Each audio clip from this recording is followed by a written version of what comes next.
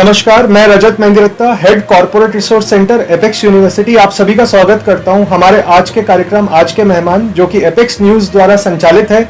मैं आज स्वागत करूंगा corporate trainer doctor Veena K Arora. Ma'am, welcome to our show. Thank you so much. So प्रश्नों की श्रृंखला शुरू करने से पहले मैं मैडम के बारे में थोड़ा सा आप लोगों को अवगत कराना चाहूँगा। मैम एक कॉर्पोरेट ट्रेनर हैं, इनकी कंपनी है 3T और इसके अलावा वो MEPSC सर्टिफाइड मास्टर ट्रेनर हैं जो कि गवर्नमेंट से प्रेक्षित है। और इसके अलावा मैम ने अपना जो नॉलेज है वो काफ़ी सारी कंपनीज के साथ में शेयर किया है। बहुत लंबी लिस्ट है, अडानी, विल्मर, बिरला, बॉश, बहुत सारी कंपनीज में मैम ने अपनी नॉलेज शेयरिंग करी है और बहुत सारे लोगों को ट्रेन किया है, बहुत सारे स्टूडेंट्स को ट्रेन किया है। केवल भारत में ही नहीं और राजस्थान में नहीं, मैडम ने इंटरनेशनल लेवल पे भी जाके लोगों को ट्रेन किया है। मैम, आपका फिर से स्वागत है। सो हमारा आज का पहला प्रश्न जो मेरा मैम से है, मैम टेक्नोलॉजी का जो ये टाइम चल रहा है, टेक्नोलॉजी का जो ये एरा चल रहा है, इसमें स्टूडेंट्स के पास में व्हाट डू यू थिंक कि ऐसे कौन से स्किल सेट हैं जो अपार्ट फ्रॉम टेक्नोलॉजी स्टूडेंट्स के पास होने चाहिए? मुझे ऐसा लगता है कि एक तो उनकी डिसीजन मेकिंग या निर्णय शक्ति बहुत अच्छी होनी चाहिए, क्योंकि उन्हें रोज़मर्रा की ज़िंदगी में डिसीजंस लेने पड़ेंगे। पर्सनल लाइफ में तो वो लेते ही हैं, लेकिन प्रोफेशनल लाइफ में भी उन्हें ये प्रैक्टिस करना पड़ेगा। दूसरा, कोरोना की वजह से एक और स्किल जो बहुत ज़्यादा वांछित है कॉर्पोरेट वर्ल्ड में, दैट इज़ रेजिलियंस या लचीलापन। तो उनकी अडेप्टेबिलिटी, उनकी फ्लेक्सिबिलिटी बहुत अच्छी होनी चाहिए ताकि वो कॉर्पोरेट कल्चर में एडजस्ट कर सकें। और तीसरी चीज़, गो गेटर एटीट्यूड, पॉजिटिव बहुत रहना पड़ेगा उन्हें, ताकि जो कार्य उनके सुपुर्द किया गया है वो उसे बहुत अच्छी तरीके से पूरा कर सकें और परफॉर्मेंस दे सकें।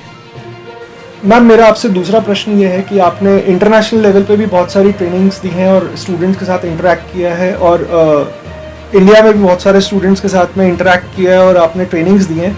तो इंडियन स्टूडेंट और फॉरेन स्टूडेंट में बेसिक डिफरेंस क्या है? एक जो मेजर डिफरेंस मुझको लगा वो ये है कि इंडियन स्टूडेंट्स में लेवल ऑफ सिंसियरिटी समय के साथ में घटती जा रही है। और इंटरनेशनली अगर कोई भी हायर एजुकेशन परस्यू करता है तो वो बहुत ही सिंसियर होते हैं, तभी परस्यू करते हैं, वरना वो स्कूल के बाद एंड कर देते हैं अपनी education. So level of sincerity is one of the things.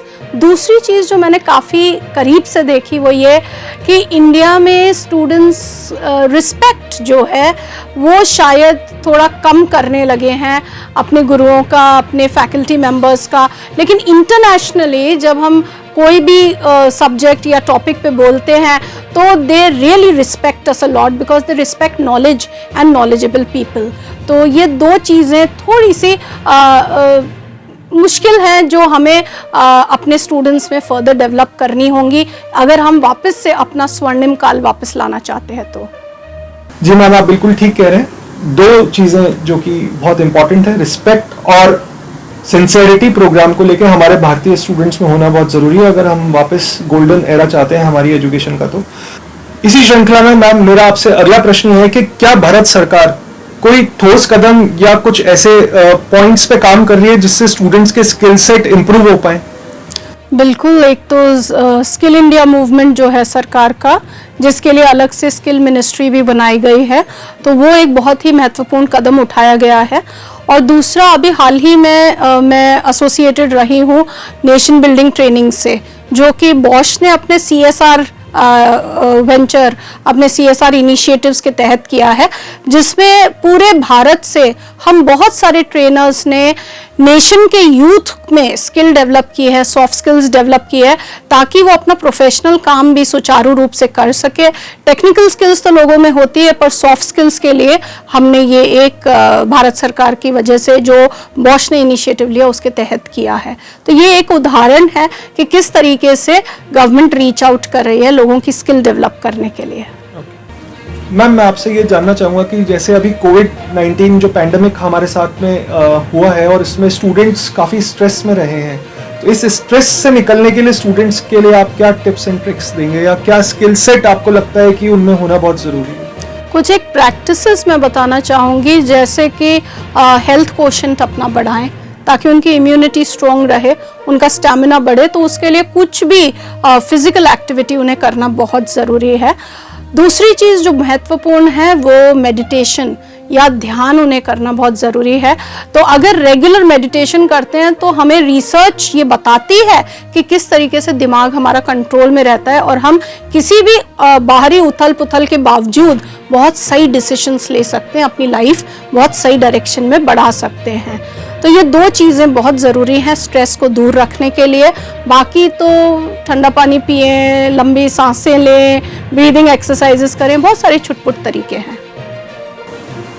जी, जैसा कि आप लोगों ने बहुत इम्पोर्टेंट मैम ने बात बोली कि एक्सरसाइज करें, योगा करें, फिटनेस पे ध्यान दें, डाइट पे ध्यान दें, तो ये चीज़ें भी इम्पोर्टेंट हैं जो कि आपके मानसिक संतुलन के लिए बहुत ज़्यादा ज़रूरी हैं। तो ये थी हमारे साथ में आज डॉक्टर वीना के अरोड़ा, बहुत अच्छी इन्होंने जानकारी हमें उपलब्ध कराई। आप हमारे साथ बने रहिए एपेक्स के इस न्यूज़ चैनल के ऊपर। जल्दी एक नए मेहमान के साथ मुलाकात होगी। नमस्कार।